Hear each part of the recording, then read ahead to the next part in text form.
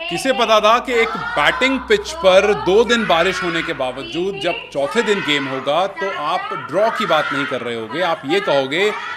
कि यार बांग्लादेश अभी भी हार सकता है। जी हाँ, मतलब पहले दिन बांग्लादेश ने आधा मैच खेला, कुछ 35 ओवर्स का मैच हुआ, 107 रन, 3 विकेट, फिर उसके बाद 2 पूरे दिन खराब हो गए। फिर आप 4th डे पर आते हो, सीधा पहले दिन के बाद बांग्लादेश ऑल आउट हो जाता है 233 पर, और फिर सब एक ही बात कहते हैं कि यार ड्रॉ होगा और क्या ही हो सकता है। लेकिन गंभीर और रोहित शर्मा ने कहा कि नहीं नहीं नहीं नहीं, हम ड्रॉ के लिए नहीं जाते, हम वो हैं जो जीत के लिए जाते हैं और आज आपको गैम बॉल दिखाएंगे। हाँ, मतलब वो गैम्बल जैसा साउंड जरूर कर रहा है, लेकिन ये गैम बॉल जो है ये बेसबॉल से ज़्यादा खतरनाक। बैज जो इंग्लैंड के कोच हैं ब्रैंडन मैकलम, और यहाँ पर गौतम गंभीर, देखिए गौतम गंभीर को चैलेंज बड़ा पसंद है और गौतम गंभीर ने एक बार फिर दिखा दिया कि अगर आप ये सोच रहे हो कि 2 दिन खराब हो गए और बांग्लादेश क्या ही कर लेगा, बहुत से बहुत, मतलब 233 पर ऑल आउट हो गया, हम 1-1.5 दिन और खेलेंगे, एक आध सेंचुरी लगाएंगे, because after all batting pitch है, तो आप सेंचुरीज देखोगे। लेकिन ऐसा कुछ नहीं हुआ, और वो हुआ जो टेस्ट क्रिकेट की हिस्ट्री में आज तक कभी नहीं हुआ था। Fastest 50 by any team, fastest 100 by any team, fastest 150 by any team, fastest 200 by any team, fastest 250 by any team. और वो एनी टीम कौन है? Team India.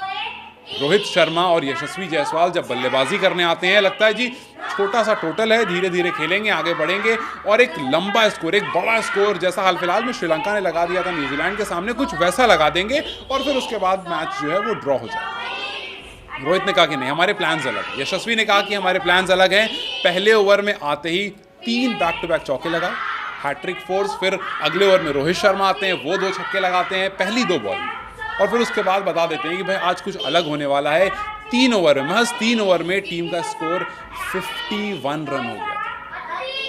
आपने पहले दिन में 55 ओवर्स खो दिए थे, आपने दूसरे दिन पूरा दिन का खेल खत्म हो गया था, तीसरे दिन पूरा दिन का खेल खत्म हो गया था, अब बचा है तो लास्ट दिन।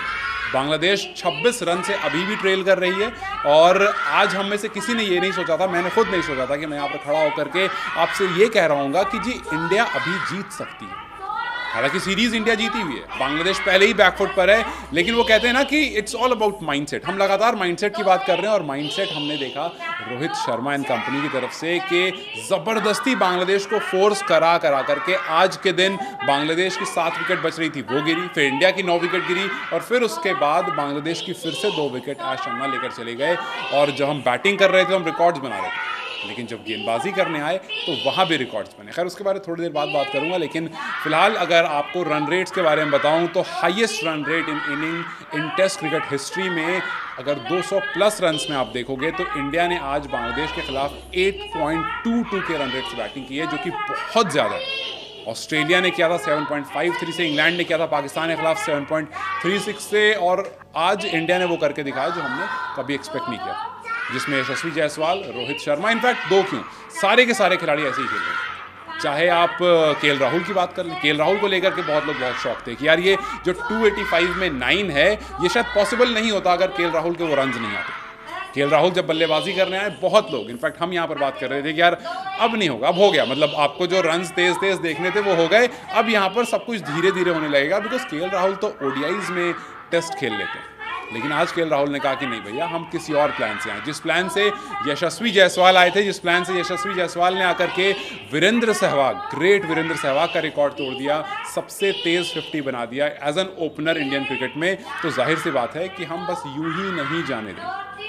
जिस तरह से रोहित शर्मा ने एक सेल्फलेस क्रिकेट खेली, उसी तरह से विराट कोहली ने इसको कंटिन्यू करा, उसी तरह से केएल राहुल ने कंटिन्यू करा। हालांकि विराट कोहली 3 रन से चूक जरूर गए, और आज बहुत लोग ये बात लिख रहे हैं कि यार क्या विराट कोहली का आपने वो सेल्फलेस अंदाज देखा? आपने देखा कि विराट कोहली को लगभग 1 साल हो गए टेस्ट क्रिकेट में 50 नहीं आया, 50 नहीं आया, और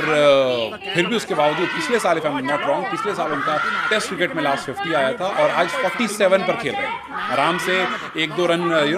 स्ट्राइक रोटेट करके वो 50 कंप्लीट कर सकते थे, बट उसके बावजूद वो लंबी हिट के लिए गए और साकिब की बॉल पर क्लीन बोल्ड हो गए। But then he was smiling because जो टारगेट सेट किया गया था गैम बॉल के थ्रू, जो टारगेट सेट किया गया था गौतम गंभीर और रोहित शर्मा के थ्रू, वो आपको पॉसिबल रहा, लेकिन बहुत अनफॉर्चुनेट रहा, क्योंकि अगर आप 40s में आउट होने वाले प्लेयर्स का नाम देखेंगे तो उसमें विराट कोहली का नाम दूसरे नंबर पर, पहले ब्रायन लारा और सौरव गांगुली 22 टाइम्स और फिर विराट कोहली 21 टाइम्स। मतलब काफ़ी बार विराट के फैन कहते हैं कि यार ये 21 टाइम्स जो 40s में आउट हो गए, अगर नहीं होते तो सोचिए कि 50 कितनी होती। खैर ऐसे बहुत सारी चीज़ें कितनी होती, जैसे सचिन अगर 90s पर आउट नहीं होते तो बहुत सारे रन होते। और आज जिस तरह से इंडिया बल्लेबाजी कर रहा था वो इंटेंट ज़बरदस्त था। यशस्वी जायसवाल 51 बॉल में 72 रन, केएल राहुल 43 बॉल में 68 रन, विराट कोहली 34 बॉल में 47 रन, शुभमन गिल 36 बॉल में 39 रन, रोहित शर्मा 11 बॉल्स में 23 और आकाशदीप जो आज एमआरएफ के बैट से खेल रहे थे,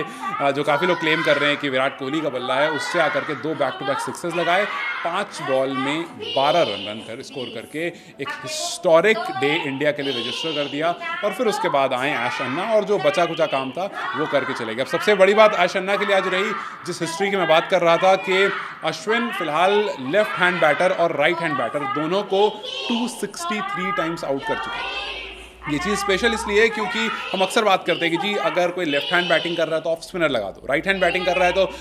लेग स्पिनर लगा दो, लेकिन ऐश अन्ना के लिए दोनों बराबर। 263 टाइम्स उन्होंने लेफ्ट हैंड बैटर को आउट किया और 263 टाइम्स उन्होंने राइट हैंड बैटर को आउट किया। अब देखना यह है कि कल जो 8 विकेट बच रही है उसमें कौन अपना अपना शिकार बनाता है और क्या इंडिया आखिरी दिन जो किसी ने नहीं सोचा था वो करके दिखाता है और इस टेस्ट सीरीज को 2-0 से जीत लेता है, या फिर ये टेस्ट सीरीज ड्रॉ करके 1-0 से इंडिया के पास रहती है। खराब हो गया लगता है, क्या इंडिया 2-0 से सीरीज को अपने नाम करेगा? क्या 5th डे इंडिया दोबारा बल्लेबाजी करने आएगा और इस मैच को एक बार फिर से वो गैम बॉल की झलक दिखाकर जीत करके ले जाएगा, या फिर ये मैच ड्रॉ पर एंड होने वाला? मुझे कमेंट सेक्शन में जरूर बताएं। वीडियो को पसंद आई हो तो लाइक और शेयर जरूर।